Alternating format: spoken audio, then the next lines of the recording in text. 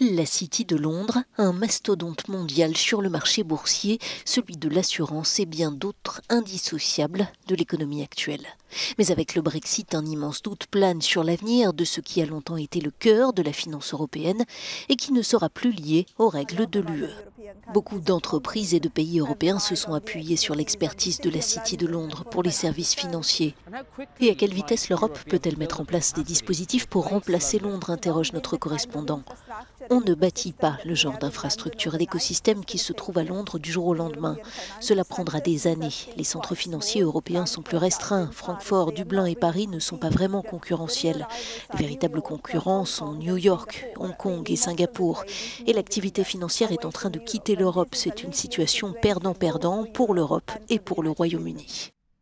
Or, Londres n'est pas seulement prisé pour ses services financiers.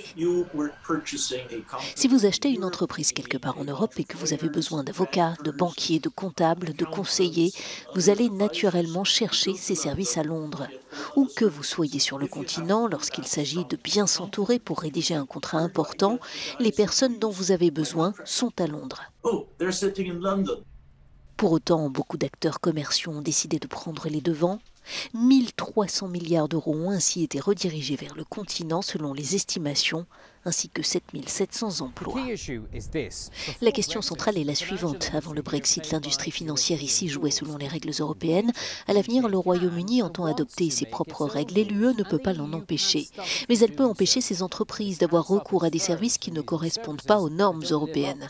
Peut-être que les règles britanniques ne seront pas profondément modifiées d'ici janvier, mais qui sait ce qu'il en sera par la suite. C'est une affaire de contrôle, de législation et surtout de souveraineté, tout autant pour l'Union européenne que pour le Royaume-Uni.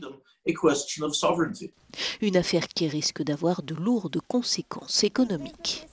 Les grandes entreprises peuvent avoir accès à la finance dans le monde entier, mais les petites entreprises auront certainement encore plus de difficultés à accéder aux liquidités.